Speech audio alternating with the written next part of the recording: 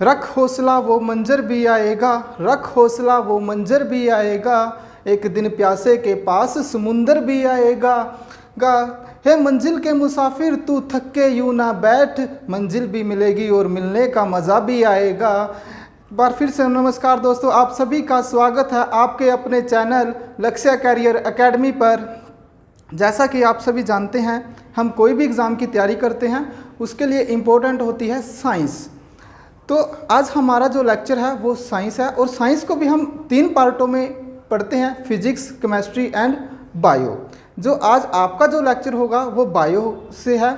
और पहले हम बायो का लेक्चर शुरू करने से पहले इसके बेसिक्स के बारे में जानेंगे, इसकी कि बायोलॉजी का मतलब क्या है। जैसे बच्चा जन्म लेता है और उसका नामकरण किया जाता है माँ बाप के द्वारा, तो इसी तरह से बायो का भी एक नामकरण किया गया है।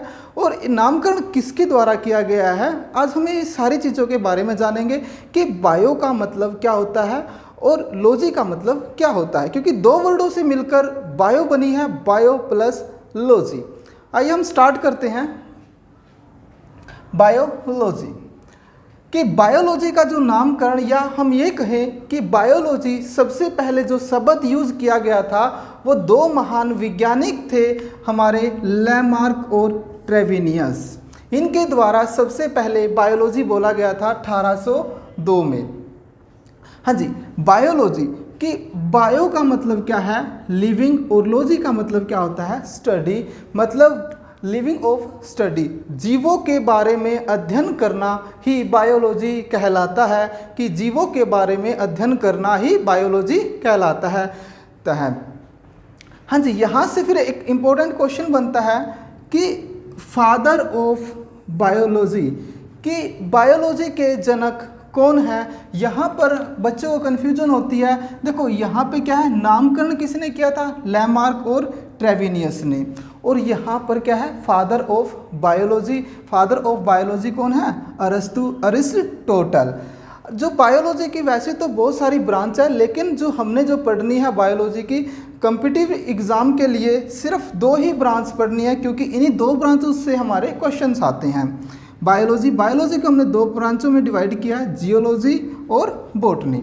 अब यहीं से क्वेश्चन आएगा कि फादर ऑफ जियोलॉजी, तो फादर ऑफ जियोलॉजी भी कौन है, अरिस्टोटल या अरस्तु। और फादर ऑफ बॉटनी कौन है, थियोफ्रस्टस। इन्हीं 2 ब्रांचेस से हमारे कॉम्पिटिटिव एग्जाम में पूछे जाते हैं। वैसे तो बहुत सारी इसकी ब्रांचेस होती है बायो की, लेकिन हमने मेनली 2 ब्रांचेस पढ़नी है। ये है इसका इंट्रोडक्शंस।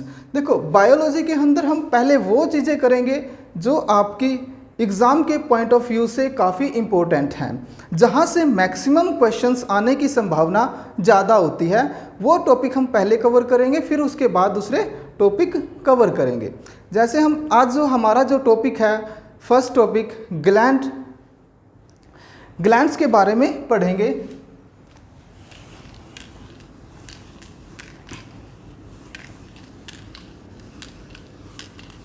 हाँ जी, टॉपिक का नाम डालना ग्लैंड्स।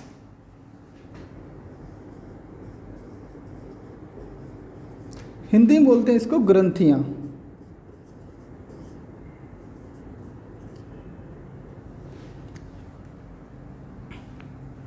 ग्लैंड्स, ग्रंथियां। सबसे पहले ये जानेंगे कि ग्लैंड्स होती क्या है, फिर कि ग्लैंड्स को किसको बोला गया है। ग्लैंड्स आपने देखा होगा कि हमारे अंदर एक थैली होती है, और इस थैली में एंजाइम और हार्मोन से भरी हुई होती है, जो उसी को हम क्या कहते हैं, ग्लैंड्स कहते हैं। दोबारा सुनना कि ग्लैंड्स किसे कहते हैं, हमारे अंदर एक थैली होती है, और इस थैली के अंदर ही एक हार्मोन और एक एंजाइम होता है, और इसी को हम क्या कहते हैं, ग्लैंड्स कहते हैं। और इसको स्टडी के लिए आसान बनाने के लिए साइंटिस्टों ने इसको 2 पार्टों में डिवाइड किया, जो नाम क्या है, एक्सोक्राइन और एंडोक्राइन। एक्सोक्राइन मतलब बहिस्रावी ग्रंथि, कौन सी, बहिस्रावी ग्रंथि। हाँ जी, दूसरा क्या है, एंडोक्राइन का मतलब अंतस्रावी ग्रंथि। अंतःस्रावी ग्रंथि। हाँ जी प्यारे दोस्तों, ये टॉपिक इतना इम्पोर्टेंट है, यहाँ से एक क्वेश्चंस या दो क्वेश्चंस आने की पॉसिबिलिटी बहुत ज़्यादा होती है।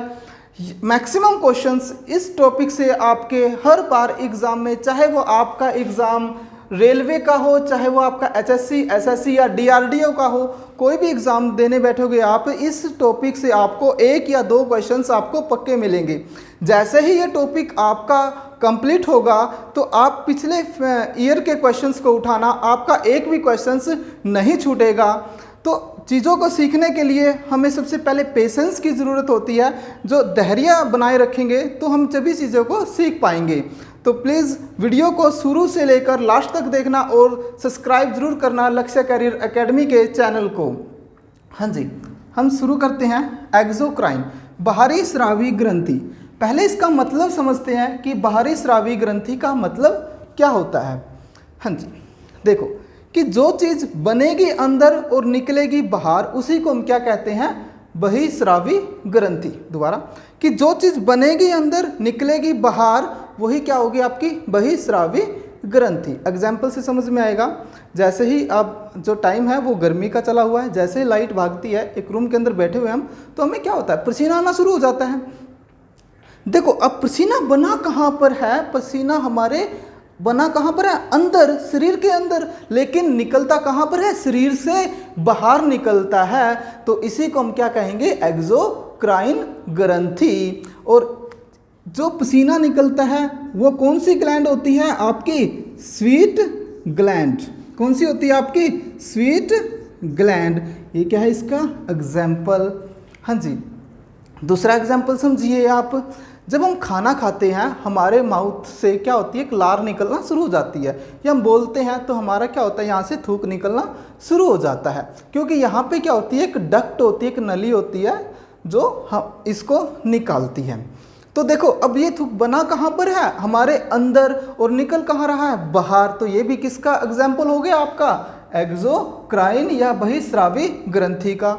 दूसरा एग्जाम्पल सुनिए, आंखों से आंसू का निकलना। आंखों से आंसू का निकलना, ये भी किसका एग्जाम्पल है, एक्सोक्राइन का। ये कौन सी ग्रंथि से निकलता है, लैक्रिमल। यहाँ पे कौन सी ग्रंथि होती है, लैक्रिमल ग्रंथि होती है, जो आंसू को बनाने का काम करती है। अब ऐसा तो नहीं है कि आंखों से खून निकलना शुरू हो जाए, या फिर कि खून आंसू की तरह निकलना शुरू हो जाए, ऐसा तो नहीं है ना। तो एक और चीज़ होती है, एक्सोक्राइन जो ग्रंथि होती है, जो चीज़ जहाँ से निकलेगी वहीं से ही निकलती है, ऐसा नहीं है कि वो अपना रास्ता बदल ले। तो जो चीज़ आपकी, ये जो एक्सोक्राइन होती है, ये किससे जुड़ी होती है आपकी, डक्ट ग्लैंड से जुड़ी होती है। किससे होती है, डक्ट ग्लैंड से जुड़ी होती है।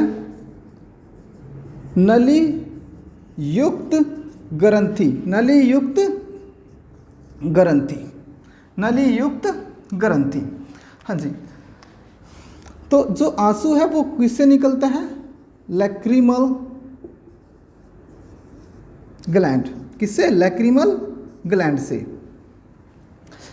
जैसे तीसरा एग्जाम्पल से इसका क्या रहेगा आपका, आप जैसे सुबह उठते हो,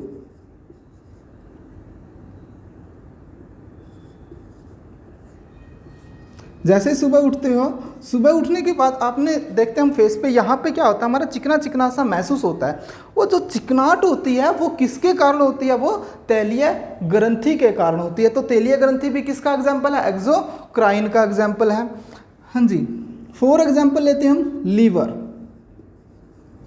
लीवर, लीवर क्या करता है आपका, लीवर बनाता है आपका पित्त रस। लीवर का काम क्या होता है, पित्त रस बनाने का काम होता है, बाइल जूस बनाने का काम करती है। और ये जो बाइल जूस होता है, ये जो बाइल जूस होता है, ये किसको पचाने में हेल्प करता है आपका, फैट को पचाने में हेल्प करता है, फैट को पचाने में हेल्प करता है, या वसा को पचाने में मदद करता है। हाँ जी, एक और एग्जाम्पल लिख लेते हैं इसका, पैनक्रियाज। पैनक्रियाज, पैनक्रियाज भी क्या बनाता है, एक जूस बनाता है। और पैनक्रेटिक, क्या बोलते हैं उसको, पैनक्रेटिक जूस, पैनक्रेटिक जूस ये किस में हेल्प करता है? ये प्रोटीन को पचाने में हेल्प करता है। किसको? प्रोटीन को पचाने में हेल्प करता है। पैनक्रिया क्या बनाएगा? पैनक्रेटिक जूस जो प्रोटीन को पचाने में हेल्प करता है।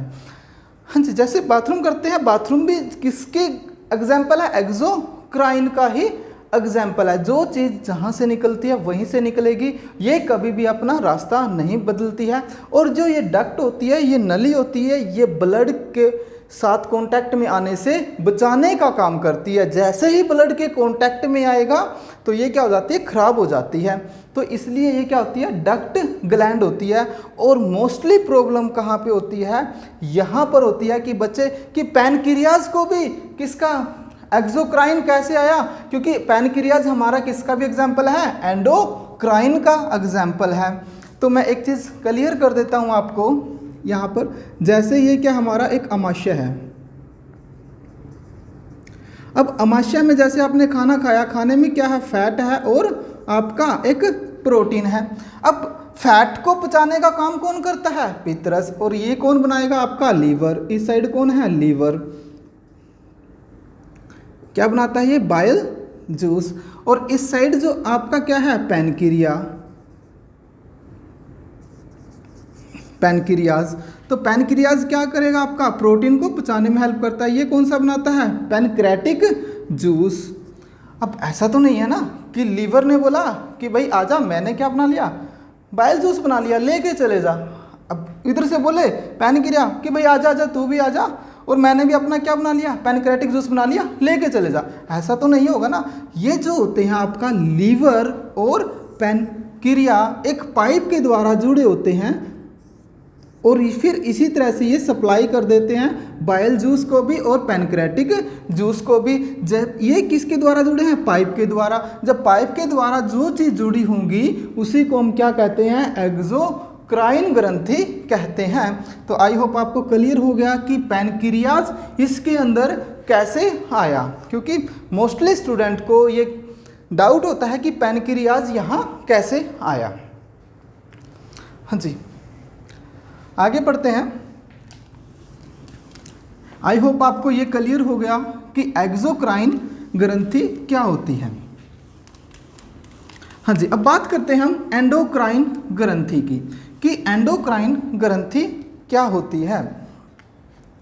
एंडोक्राइन ग्रंथि क्या होती है? जो चीज़ बनती भी आपके शरीर के अंदर है और निकले भी शरीर से बाहर, जो चीज़ आपके बने शरीर के अंदर और निकले भी शरीर के अंदर, उसी को हम क्या कहते हैं? एंडोक्राइन या अंतस्रावी ग्रंथि कहते हैं। कि जो चीज़ बनेगी शरीर के अंदर और निकले भी शरीर के अंदर, उसको क्या कहेंगे? अंतस्रावी ग्रंथि। अब जैसे आप क्या करते हो, जैसे ही कॉलेज में जाते हैं, कॉलेज में देख के क्या होता है? फीलिंग्स।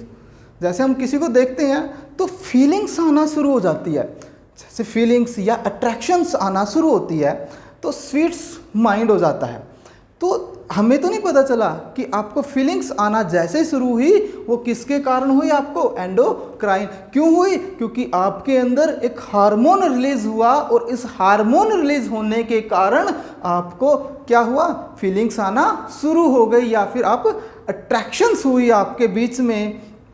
तो एंडोक्राइन क्या होगी कि जो चीज़ निकले भी जो चीज़ बने भी अंदर और निकले भी, जो चीज़ बने भी अंदर और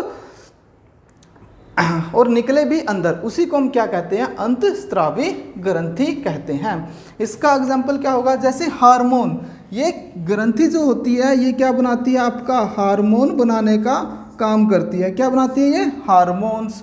और ये ग्रंथि कैसी होती है? आपकी डक्टलेस। कैसी होती है? Ductless gland. इसको क्या बोलते हैं हम? डक्टलेस ग्लैंड बोलते हैं या नली रहित ग्रंथि। क्या बोलेंगे? नली रहित ग्रंथि।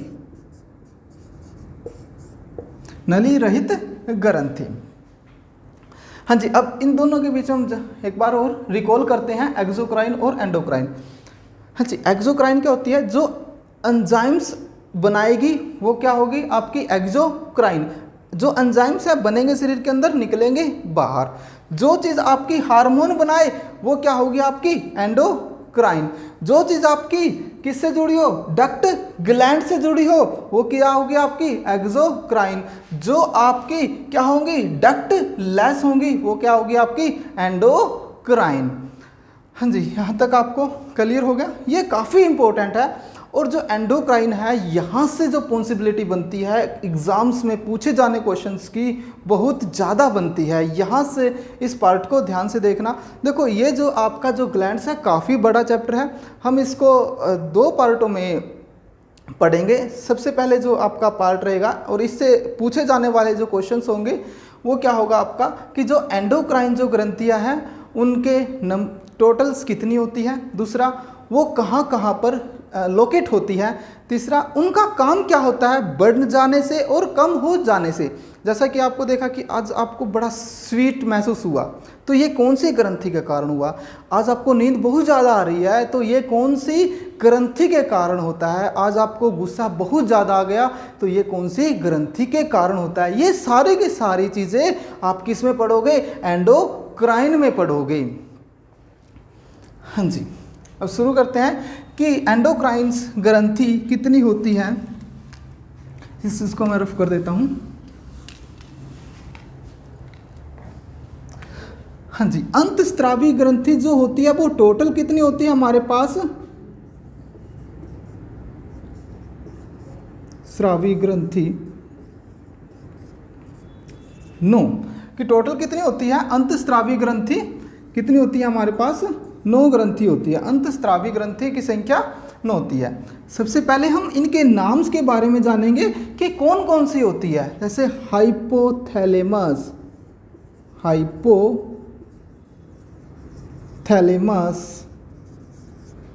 क्या है हाइपोथैलेमस। दूसरी ग्रंथि का नाम जानिए क्या होता है आपकी,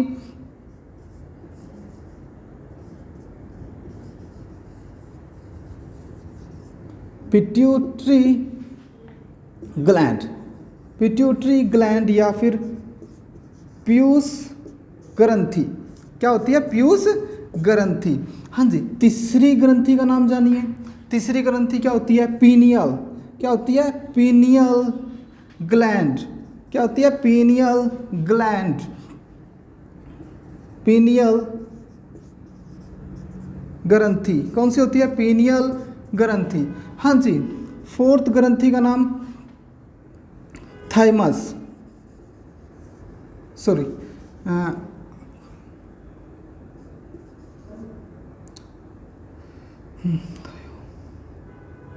कौन सी होती है फोर्थ ग्रंथि,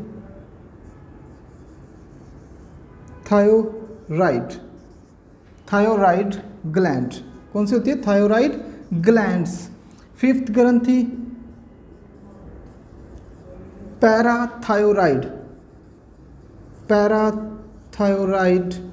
ग्लैंड। इनके हिंदी नाम और इंग्लिश दोनों सेम हैं। हाँ जी, फिफ्थ एंड सिक्स ग्रंथि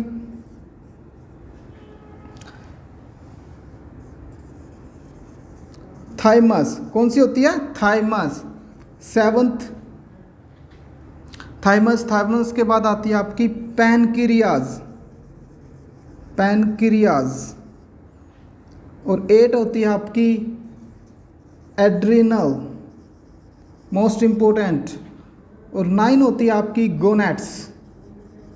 9 कौन सी होती है आपकी, गोनेट्स। और गोनेट्स भी जो होती है वो 2 तरह की होती है आपकी गोनेट्स, टेस्टिस और ओवरी, मेल एंड फीमेल्स। हाँ जी, ये हमारे पास टोटल 9 ग्रंथि। पहली कौन सी है, हाइपोथैलेमस। दूसरी कौन सी है, पिट्यूटरी। तीसरी कौन सी है, पीनियल। फोर्थ कौन सी है, थायराइड। फिफ्थ कौन सी है, पैराथायराइड। 6 कौन सी है आपकी, थाइमस। 7 कौन सी है, पैनक्रियाज। 8 कौन सी है, एड्रिनल। 9 कौन सी है, गोनेड्स। अब आपको डाउट होगा कि भाई पैनक्रियाज तो हम किस में पढ़ चुके हैं, एक्सोक्राइन में पढ़ चुके हैं, लेकिन अब मैंने यहाँ पे भी लिख दिया। देखो जो पैनक्रियाज है ये एक ऐसी ग्रंथि है जो एंजाइम भी बनाती है और आपका हार्मोन भी बनाने का काम करती है। कैसी है ये, एंजाइम भी बनाती है और हार्मोन बनाने का काम भी करती है। जैसा कि हम सब जानते हैं कि डायबिटीज किसकी कमी के कारण होता है, इंसुलिन की कमी के कारण होता है। तो वो जो इंसुलिन जो बनाने का काम करती है वो कौन सी ग्रंथि करती है, पैनक्रियाज ग्रंथि करती है। इसलिए हम इसको मिक्स ग्लैंड बोलते हैं, एक्सोक्राइन भी और एंडोक्राइन भी। हाँ जी, डाउट आपका क्लियर हो चुका होगा कि पैनक्रियाज यहाँ क्यों आई है। अब हम इनकी लोकेशन के बारे में जानेंगे कि जो ये लोकेट होती है वो कहाँ कहाँ पर होती है। हाँ जी, हाइपोथैलेमस, हाइपोथैलेमस को एक ब्रेन का ही पार्ट बोला जाता है। जैसे हमारा क्या होता है, ये ब्रेन होता है और ये ब्रेन के आगे वाले हिस्से में लोकेट होती है। कहाँ पे होती है इसकी लोकेशन, आगे वाले हिस्से में। दूसरी पिट्यूटरी ग्लैंड, पीयूष ग्रंथि, पीयूष ग्रंथि भी कहाँ पे होती है, यहीं पर होती है, एक मटर के दाने की तरह यहीं पे होती है। और पीनियल ग्लैंड, पीनियल ग्लैंड भी कहाँ पे होती है, यहीं पर होती है। ठीक है, तो पहली तीन ग्रंथि कहाँ पर पाई जाती है, हमारी ब्रेन के अंदर। पहली तीन ग्रंथि कहाँ पर पाई जाएंगी, आपकी ब्रेन्स में, ब्रेन के अंदर। हाँ जी, अब बात करते हैं थायराइड ग्लैंड, इसकी लोकेशन कहाँ पे होती है। देखो आप जैसे देखते हो ना, यहाँ से ये चीज़ यहाँ पर इसकी लोकेशन होती है। थायराइड की ग्रंथि कहाँ पर होती है, गले में। कहाँ पे होती है ये, गले में, गले में। और इसकी शेप में लिख देता हूँ किस तरह से होती है ये आपकी की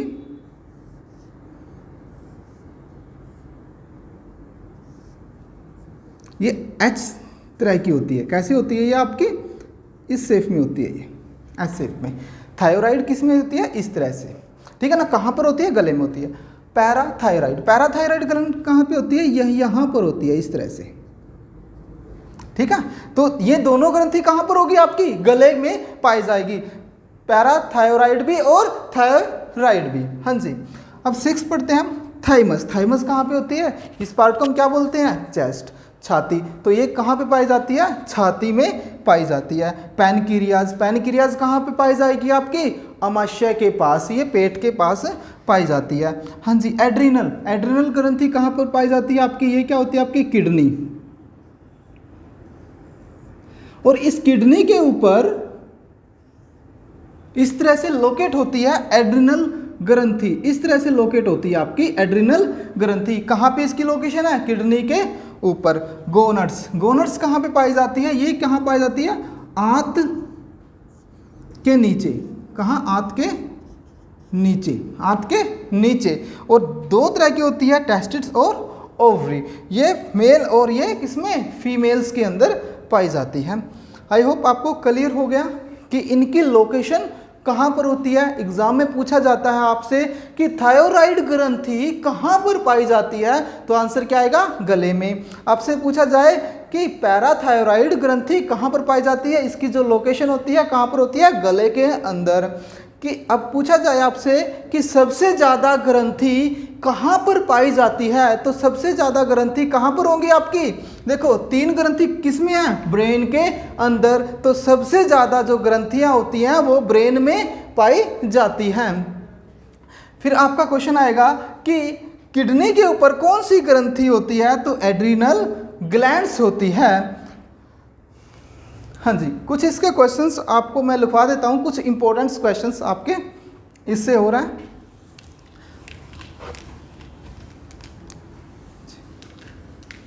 काफ़ी इंटरेस्टिंग सब्जेक्ट है ये बायोलॉजी, और इंटरेस्टिंग सब्जेक्ट, और ग्लैंड्स भी काफ़ी, जो टॉपिक आपका काफ़ी इंटरेस्टिंग है, काफ़ी चीज़ें सीखने को मिलेंगी आपको इस टॉपिक से। हाँ जी, पहला क्वेश्चन इसमें क्या बनेगा कि सबसे बड़ी ग्रंथि, अगर बात करता है सबसे बड़ी ग्रंथि, तो आपका आंसर क्या आएगा, यकृत। क्या आएगा आपका आंसर, यकृत। हाँ जी, अगर आपसे पूछा जाए कि सबसे बड़ी ग्रंथि किसकी? अंतस्त्रावी ग्रंथि की। किसकी बात करेगा वो? अंतस्त्रावी, अंतस्त्रावी ग्रंथि। फिर क्या आएगा आपका? थाइमस। क्या आएगा आपका? थाइमस। हाँ जी। तीसरा क्वेश्चन आपसे पूछा जाए कि सबसे बड़ा अंग, सबसे बड़ा अंग या सबसे लॉन्गेस्ट ऑर्गन, तो लॉन्ग ऑर्गन की अगर बात करें तो क्या है आपका? त्वचा। क्या है आपका? त्वचा। फोर्थ क्वेश्चन काफी इंपॉर्टेंट है। सबसे छोटी ग्रंथि, सबसे छोटी ग्रंथि, सबसे छोटी ग्रंथि। यहां पे मोस्टली बच्चे क्या करेंगे? पिट्यूटरी ग्लैंड को आंसर करेंगे। तो सबसे छोटी जो ग्रंथि होती है आपकी, वो कौन सी होती है आपकी? पीनियल। कौन सी होती है आपकी? पीनियल्स। अगर ऑप्शंस में पीनियल नहीं है तो ये क्या आएगा आपका? पिट्यूटरी। फिर आपका क्या आएगा? पिट्यूटरी। इस चीज को समझिए। पीनियल जो पिट्यूटरी होती है, जो इसका साइज होता है वो मटर के दाने जैसा होता है, और इसका साइज क्या होता है? एक चावल के दाने जैसा होता है। तो इसलिए सबसे छोटी जो ग्रंथि होगी वो कौन सी होगी आपकी? पीनियल। क्यों? क्योंकि इसका जो साइज है वो एक चावल के दाने जैसा है, और पिट्यूटरी का कैसा है? एक मटर के दाने जैसा। अगर आपको पीनियल मिले ऑप्शन में तो राइट आंसर हमारा पीनियल होगा। वैसे ऑप्शन में कभी भी दोनों नहीं आएंगे, एक ही आपका आएगा इसमें। अगर पीनियल नहीं है तो फिर आपका सेकंड नंबर पे क्या आता है? पिट्यूटरी ग्लैंड होता है आपका।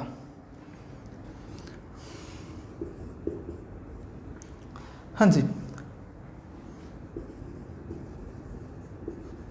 Master gland. अगर मास्टर ग्लैंड की बात करें तो मास्टर ग्लैंड किसे कहते हैं? तो फिर आपका आंसर क्या आएगा? Pituitary gland. क्या आएगा आपका? Pituitary gland, master gland.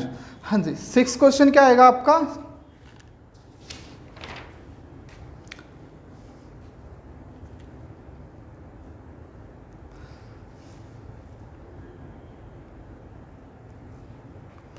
हाँ जी। 6 क्वेश्चन जो आपका रहेगा, सुपर मास्टर ग्लैंड किसे कहते हैं? Super master, super master gland, super master gland. Super master gland किसका आएगा? Hypothalamus, hypothalamus. हाँ जी। सुपर मास्टर ग्लैंड की बात करेंगे तो आंसर क्या आएगा? हाइपोथैलेमस। अगर मास्टर ग्लैंड की बात करेंगे तो पिट्यूटरी ग्लैंड, क्योंकि ये क्या है? ब्रेन का हिस्सा है, पूरे को कंट्रोल करती है, और जो इन्फॉर्मेशन होती है हाइपोथैलेमस वो किसको पास करती है? पिट्यूटरी। तो इसलिए इसको क्या कहते हैं हम? Master gland. हम जब इनको पढ़ेंगे डिटेल से तो तब इनके बारे में अच्छे से जानेंगे। हाँ जी। 7th क्वेश्चन आपका आता है कि मिक्स ग्लैंड, मिक्स ग्लैंड कौन कौन सी होती है आपकी? Mix gland. और मिक्स ग्लैंड आप पढ़ चुके हो। क्या आएगा आपका? यकृत, लीवर। दूसरा क्या आएगा आपका? अग्नाशय, पैनक्रियाज। और फोर्थ कौन सा आएगा आपका? थर्ड कौन सा आएगा आपका? गोनेट्स आएगा, गोनेट्स। मिक्स ग्लैंड की बात करेंगे, यकृत, अग्नाशय और गोनेट्स। ये क्या होती है? हमारी मिक्स ग्लैंड का काम करती है। 3 ही हमारी मिक्स ग्लैंड है, यकृत, अग्नाशय और गोनेट्स। हाँ जी। आज यहीं तक पढ़ेंगे क्योंकि काफ़ी लंबा टॉपिक है। आई होप आपको चीज़ें अच्छे से क्लियर होंगी। इसको जो भी आपको डाउट है तो इसको डाउट बॉक्स में आप डाल सकते हो, क्योंकि जो ग्लैंड्स है वो काफ़ी इंपॉर्टेंट टॉपिक्स है आपका। यहाँ से आपका ये समझ लो कि आपने ये टॉपिक कंप्लीट कर लोगे तो 1 नंबर आपका डेफिनेटली पक्का हो जाएगा। आपका 1 या 2 क्वेश्चंस आपके हर कोई भी एग्ज़ाम्स हो आपका, चाहे रेलवे का हो, चाहे एसएससी और डीआरडीओ का हो, एक क्वेश्चंस यहाँ से हर बार पूछा जाता है और काफ़ी इंपॉर्टेंट टॉपिक्स है आपका। और जैसे ही आपका ये टॉपिक कवर होगा, मैं फिर कहता हूँ कि जैसे आपका ये टॉपिक कवर होगा तो आप इसके प्रीवियस के क्वेश्चंस उठाना, तो आपका एक भी क्वेश्चंस नहीं छूटेगा, आप सारे के सारे क्वेश्चंस इसके टिक कर सकते हो। हाँ जी, आपको पसंद आई है वीडियो तो ज़रूर इसको लाइक एंड सब्सक्राइब करना। ओके, थैंक यू गाइस, फिर मिलते हैं नेक्स्ट वीडियो के साथ।